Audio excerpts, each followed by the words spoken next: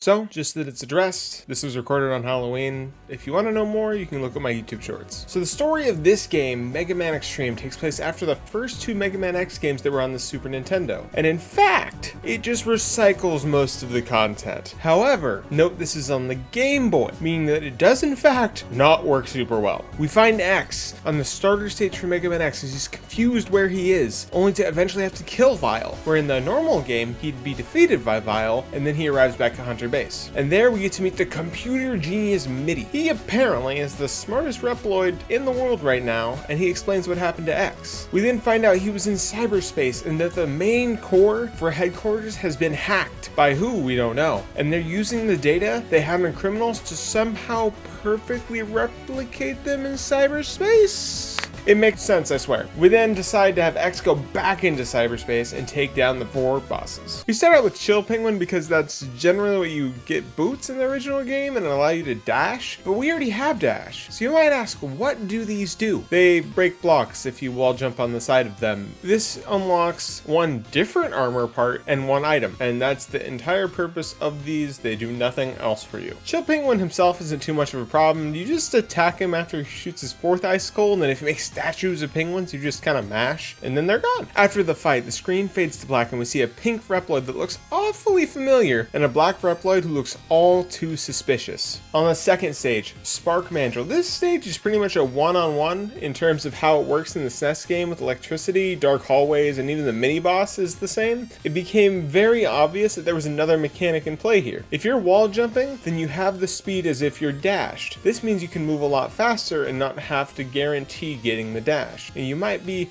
why can you guarantee the dash? Well, on the Game Boy, it is a double tap, meaning you have to tap twice for it to dash forwards, and that's not really good. Zooming our way over to Storm Eagle, this stage features the open sky with platforms that take you higher. There's a lot of platforming in this level, and most of it is death pits below. But besides that, the only notable thing that happens in this stage is getting another armor piece, the head parts, which once again is only ever used to get a different piece of armor. Once you finally get to Storm Eagle, the most effective thing you can use against him is also just the Mega Buster. You might think, oh, use his weakness. Well, it's not in the main game. So the best thing you can do is charge up your Buster and shoot him every now and then instead of being able to use a weakness on him. Flame Stag stage. And I'm going to tell you, this is my favorite Mega Man X2 stage. So this is one of the only stages in the entire franchise that combines vertical and horizontal movement to work together. There are lots of shafts where you have to constantly jumping up left and right to then jump on different platforms to get to the top, and it's a really unique Mega Man level. It's not one you'll really ever see in most of the games, so it's always really cool to just blaze right through it. But to start off, usually at the very beginning of the level, you ride a little beetle up to the top, you jump off to the left and get a heart piece. And of course, while it's in the SNES version, it doesn't mean it's in this version, and it isn't. So you might ask, oh, what's there instead? What do you get? There's nothing. There's an empty space where an item would be that you can get to, but there's nothing there, and it bothers me a lot. Then progressing our way through, we get to fight a new mid-boss. So this stage usually has a little space for an X-Hunter, which don't exist in this game, and it has a new mini-boss in it. This mini-boss is the Reploid Zane, who wields a massive sword. And he kind of gave me a run for my money, but not because he's hard, it's because double tap dashing is a little rough. See, what you have to do is he jumps, you dash underneath him, you shoot him. He jumps, you dash, you shoot him. He jumps, you dash, you shoot him. But then on this 4th time, he jumps low, and he starts spinning so you can't shoot him. But as long as you're ready for it every time, it's fine. The problem is double tap dashing for me was pretty inconsistent, and then someone pointed out that in the settings you can actually set the start button to be the dash button, which yes is weird, but honestly it made my life so much easier for the rest of the game just having a real dash button to use. Then after we fight him, we get the armor upgrade, and everyone loves the armor upgrade because the armor upgrade makes you take half damage. In a game like this where you take 4 to 5 points out of your 20 health at the start from getting hit, reducing that to 3 is insanely useful. The final Maverick is in our way, and boy is he not prepared for us to blow out his flames with a fan. He just tries to Shoryuken you on repeat, and let's just say it's not a very spicy combo when you can wombo him. But then take a trip back to Storm Mandrill stage to get the weapon parts, which are also a useful armor part. It's just that I missed them because I didn't have the headpiece at that point. Whoa. But this upgrade is probably the most important one, but I'll get to that later. We then get to go to the final stages, the first one. And all things considered, it's pretty simple. There's There's some platforming, long hallways, and then you get to fight Zane again, but this time he is full HP. So remember in that fourth jump when he would spin and you can't shoot him? Well, now he will spin, but he'll come at you. This can easily be solved by just jumping on the wall, and the rest of the fight is just as trivial. Then after a vertical shaft, we finally get to fight the real boss, Boss Spider. And this fight is basically as one-to-one as you can get to this NES version, so you kind of just shoot him with shotgun ice, and then he just keels over and dies. So this next stage is probably the hardest in the game for me. It comes from Mega Man X2, and it starts off completely normal. It's also really funny to note that in this game, because of how dashing off the wall works, it's very easy to just like skip a lot of the mechanics it wants you to use because you can just have enough momentum to get around them and not use the platforms. The second part of the stage has some spikes though, and without an actual good way to dash on these small blocks, I managed to fall right into them a handful of times. Then the boss of the stage Surges floats above spikes. You get to fly in these 3 little platforms that move up and down, which can push you down into the spikes if you're too far to the left or the right, but you just have to take care of his 4 cannons and then shoot him. Something I should note is as soon as you get through those 4 cannons and you can start shooting him, usually in the Super Nintendo version, you can just charge up an item, it'll go up and hit him, but that platform you would stand on, this little yellow line, you'd think that would still be a platform and not make you fall right into spikes. And I don't think I need to explain how I found this out. Moving on, we have the normal Mega Man boss rush, so I'm not going to go over it too much. And then we get to fight Sigma. Well, Sigma Phase 1 for Mega Man X, that is. It was at this point I learned a really important and insanely annoying mechanic. If you're jumping off the wall and you hit the ceiling, you cannot move away from the wall anymore. You then have to move towards the wall to be able to move out. So as I'm trying to fall down the wall and shoot him as he's jumping around, it caused me so much pain to not be able to actually shoot him, and it was very annoying. So one retry after accidentally falling into him and dying, we then get to see the pink Reploid realizing that we found him because we killed Sigma. The black robot then literally runs away and you will not see him again. He does not exist anymore in the normal mode of the game. But now that we've been able to hack our way into the master computer, we finally run into the pink Reploid in cyberspace. But then Mitty shows up, and it turns out they were brothers. The resemblance makes sense. It also turns out he's been controlled by Sigma after connecting his CPU to a computer while still having it within him, which I'm sure somehow makes sense. They will never provide this information. On top of that, how do brothers have a connected CPU if they're not? This is not how it works. I'm a computer engineer. That's not how it even remotely works. But since Techno the pink Reploid passed away, Mitty says he will too because their CPUs are linked. So we get to go after their final boss, which is just the normal final boss of Mega Man X1.